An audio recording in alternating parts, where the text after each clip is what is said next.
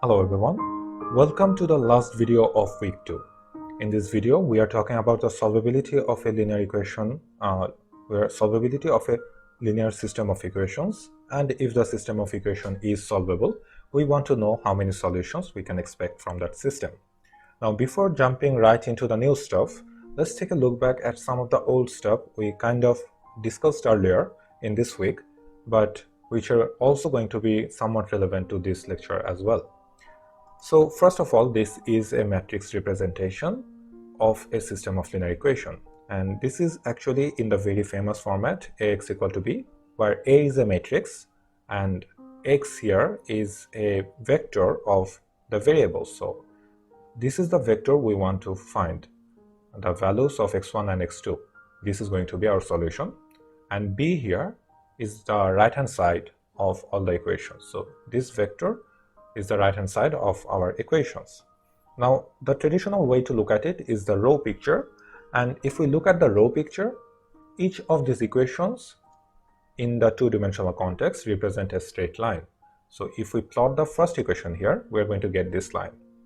The second equation gives us another straight line. Now this straight line, as we can see here, can be parallel to the first one.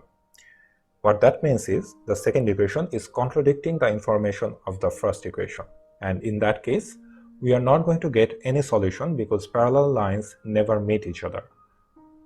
This is a system that we call inconsistent. So if a system of equation provides no solution, that system is called inconsistent. If there is at least one solution, the system is going to be called a consistent system.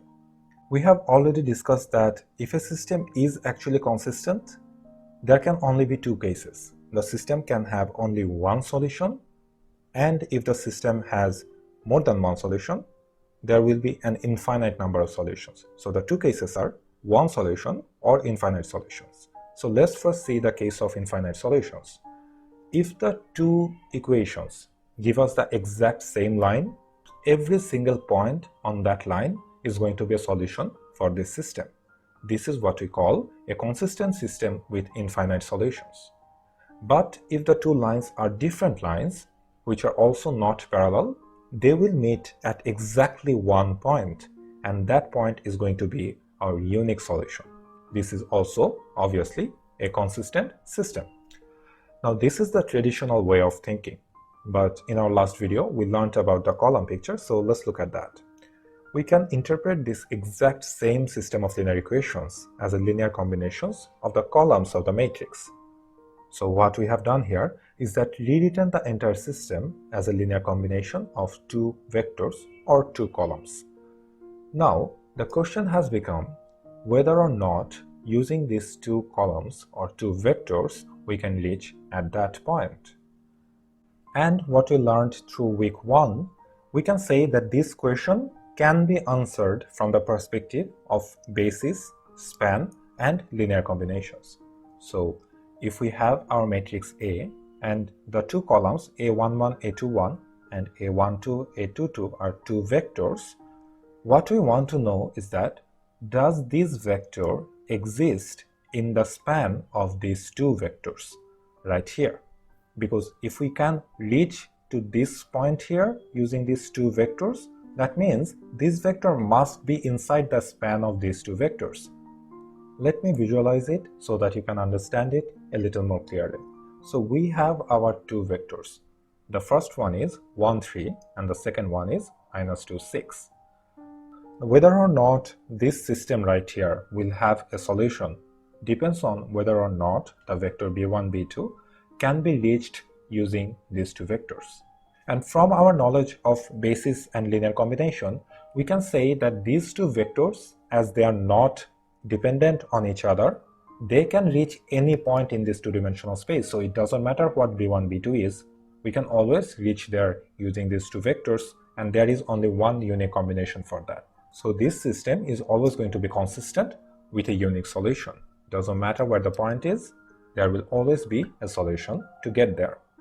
But what if the two vectors were on top of each other? In that case, as you can see, we cannot reach the entire 2D space. But that doesn't mean the system has to be inconsistent. it can still be consistent. If by some chance the vector b1 and b2 resides on this line, for example, if the point is -1 and -3, we can get there. But in this case, we are not going to get a unique solution because there are an infinite number of linear combinations of these two vectors that will get you right to this point. So this is still a consistent system, but we have an infinite number of solutions. But in this entire two-dimensional space, chances are this little point here will not be on this line. It will be on somewhere else. For example, if the point is -3, 2. In that case, the system becomes inconsistent because it doesn't matter how much you try or what linear combination you take, you will never be able to get beyond this straight line right here using these two vectors. Whenever you are looking at a system of linear equations like this, to understand about the number of solutions or the solvability of that system, you have to think from the perspective of the span of these column vectors.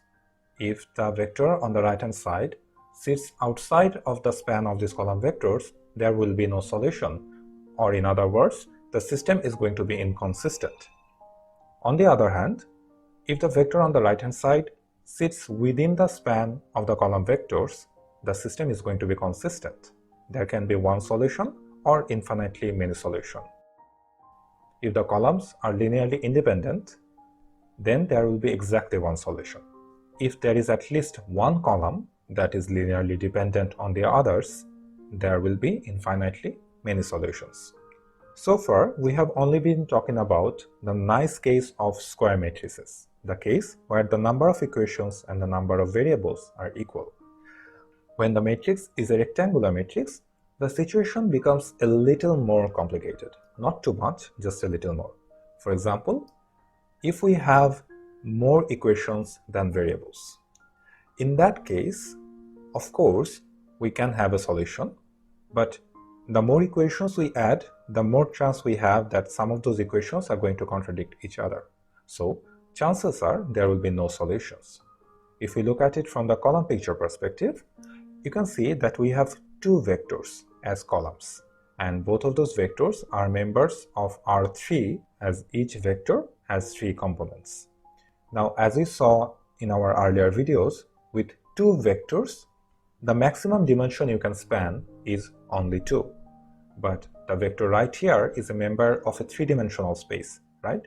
So the chance of this vector being inside the 2-dimensional span of these two vectors is not too great. So chances are this vector is going to be outside the span and there will be no solution. The vector can of course be within the span, and in that case you will have one or more solutions.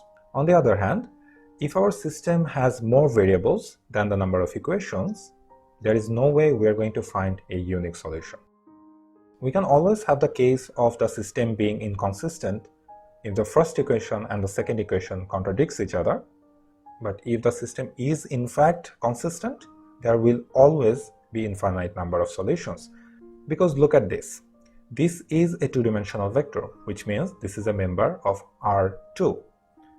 To span R2, we need 2 independent 2-dimensional vectors. But in here, we have 3 2-dimensional vectors. Now, of course, these 3 vectors can all be dependent on each other. In that case, there is a very good chance that the solution will be outside the span of these vectors.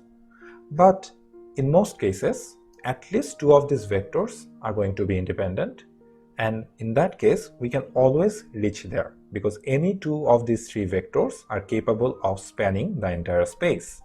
But as we have an additional vector, instead of having one unique way to get to this point, we will have an infinite number of points. For example, we can get to this point right here by taking this linear combination. In this case, we simply did not use the red vector. But to get to this point, we can also have chosen this linear combination instead. So as you can see, to get to this point, we can choose an infinite number of different linear combinations, which means the number of solutions is going to be infinite.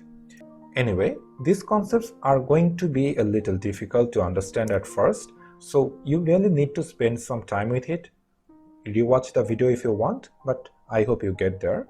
But the best part is, this is not the end of this topic. The concept of solvability and number of solutions are going to come back again.